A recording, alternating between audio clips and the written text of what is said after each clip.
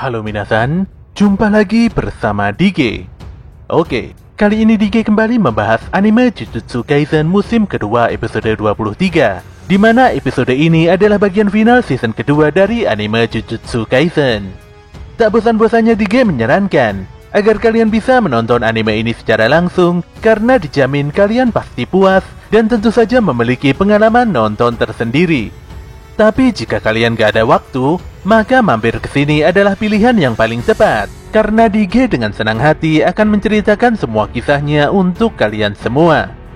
Sebelum lanjut ke inti cerita, buat kalian yang baru saja menemukan channel ini, ada baiknya untuk subscribe dulu. Jangan lupa juga untuk menyalakan notifikasinya, agar kami semakin semangat untuk menghadirkan konten-konten terbaik buat kalian. Oke, langsung saja. Persiapkan diri kalian and enjoy.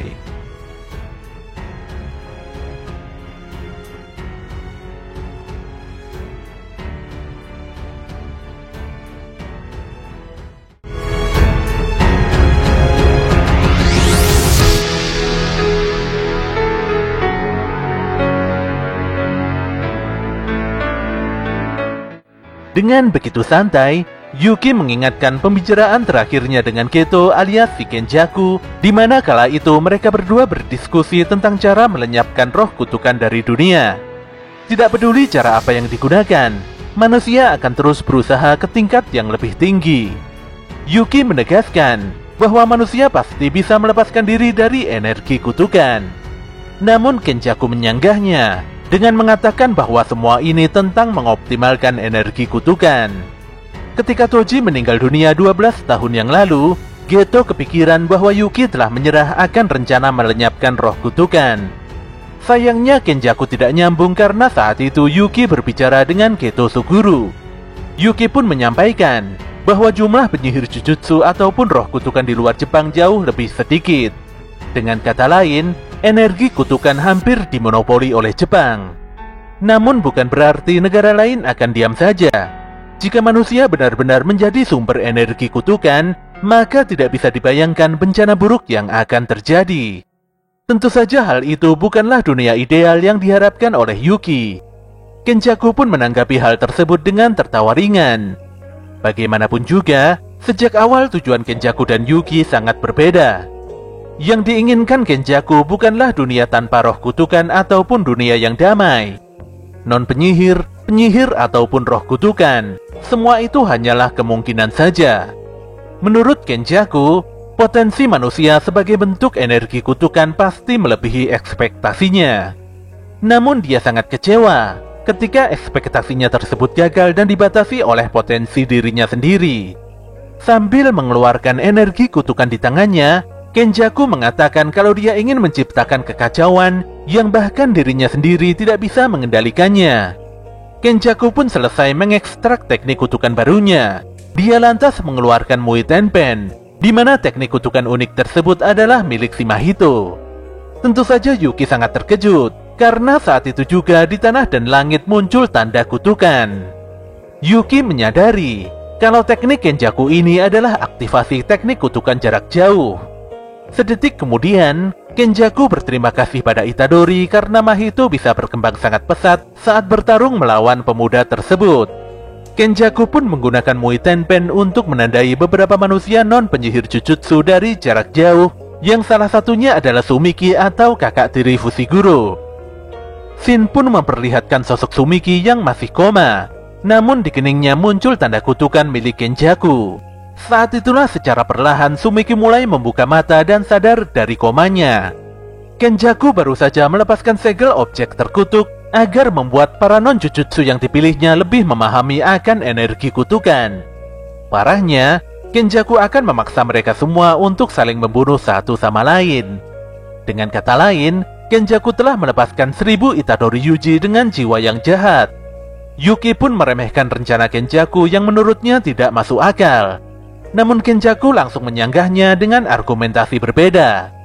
Fakta ini pun membuat Yuki benar-benar kesal dan ingin segera menghajar si Kenjaku. Tanpa diduga penjara es Uraume menghilang dan membuat Itadori dan yang lainnya bebas. Uraume nampak kelelahan padahal dia menggunakan teknik pembalik kutukan untuk memulihkan kondisi tubuhnya.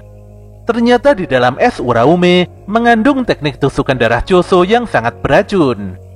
Kini semua orang kecuali Kusakabe nampak berusaha memulihkan diri masing-masing agar bisa bertarung kembali. Kenjaku pun melanjutkan bahwa objek terkutuk yang dipilihnya adalah sisa-sisa dari penyihir Jujutsu yang dikontraknya sejak ribuan tahun yang lalu. Namun kontrak tersebut sudah tidak berlaku sejak Kenjaku mendapatkan tubuh Keto Suguru. Dengan serius, Kenjaku memastikan bahwa inilah dunia masa depan yang diinginkannya. Dia lantas melepaskan ribuan roh kutukan besar serta berpamitan pada Itadori sambil menunjukkan kotak alam penjara yang menyegel Gojo Satoru. Jelas saja Itadori histeris dan berusaha menyelamatkan gurunya. Kenjaku sangat menantikan perkembangan Itadori.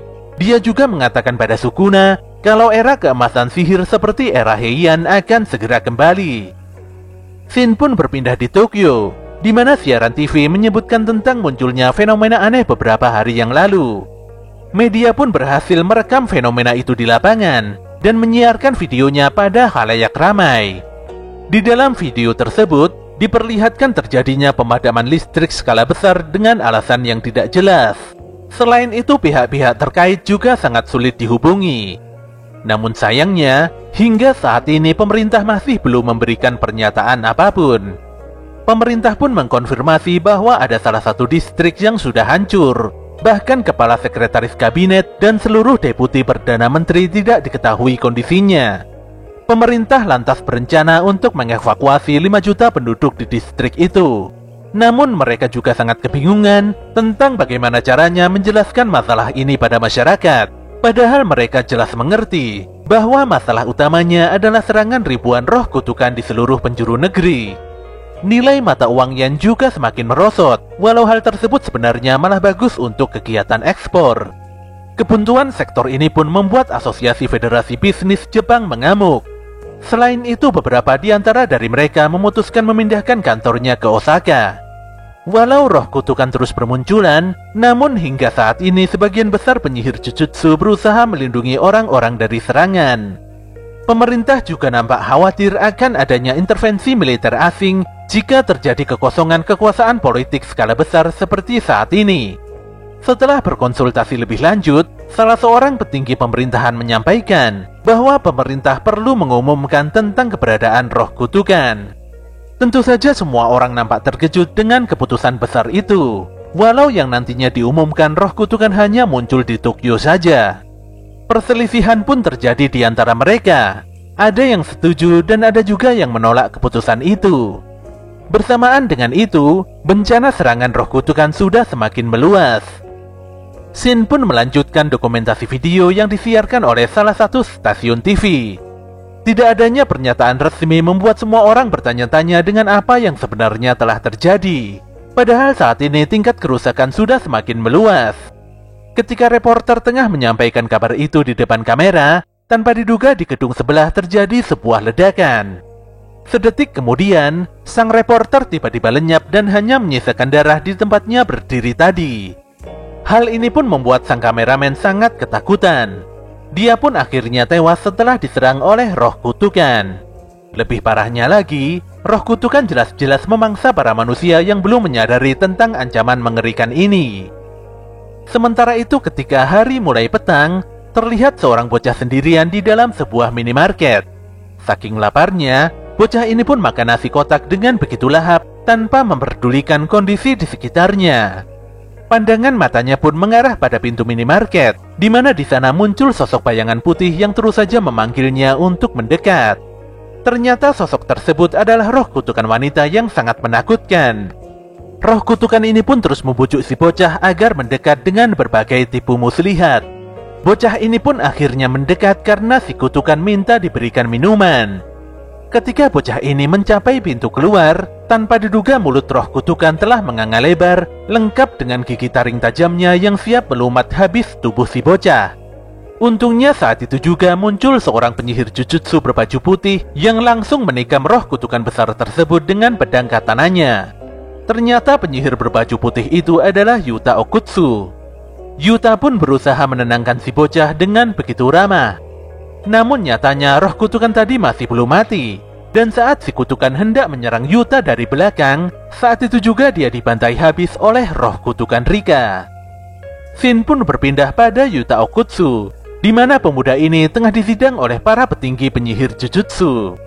Para petinggi nampaknya masih belum mempercayai Yuta, walau pemuda ini telah membantai banyak sekali roh kutukan. Mereka pun mengusulkan untuk melakukan ikatan sumpah pada Yuta, walau Yuta sendiri nampaknya sangat tidak peduli. Yuta hanya sangat geram, karena Sukuna telah memotong lengan Inumaki di Shibuya. Dengan sangat serius, Yuta berjanji akan membunuh Itadori Yuji yang merupakan wadah Sukuna, tidak peduli walau Itadori adalah murid dari Pak Gojo yang sangat dihormatinya. Saat ini telah muncul beberapa pemberitahuan penting dari markas Jujutsu. Yang pertama adalah tentang informasi bahwa Geto Suguru masih hidup. Tentu saja hukuman mati telah diterapkan kembali pada kriminal tersebut. Informasi yang kedua, Gojo Satoru dijadikan sebagai salah satu pelaku atas insiden Shibuya. Hal ini pun membuat Gojo dikeluarkan secara paksa dari dunia penyihir Jujutsu, dan jika ada orang yang berusaha melepaskannya dari alam penjara, maka orang itu juga dianggap sebagai penjahat. Yang ketiga, Pak Yaga Masamichi dituduh telah menghasut Gojo Satoru dan Geto Suguru dalam insiden Shibuya. Hal ini pun membuat Pak Yaga dijatuhi hukuman mati. Kemudian yang keempat, penangguhan hukuman mati Itadori Yuji telah disiapkan. Jadi mau tidak mau Itadori akan langsung dihukum mati. Informasi yang kelima pun menyebutkan bahwa Yuta Okutsu yang merupakan penyihir Jujutsu tingkat khusus telah diangkat menjadi eksekutor untuk mengakhiri nyawa Itadori Yuji. Hingga saat ini bencana roh kutukan nampak semakin meluas dan tidak bisa dikendalikan. Scene pun beralih pada Itadori yang terlihat berjalan sendirian sambil menyorotkan lampu senternya. Ketika fajar mulai menyingsing, Itadori pun mengangkat kedua lengan dan menepukkan tangannya. Tanpa diduga sekumpulan roh kutukan besar tiba-tiba muncul dan hendak menyerangnya.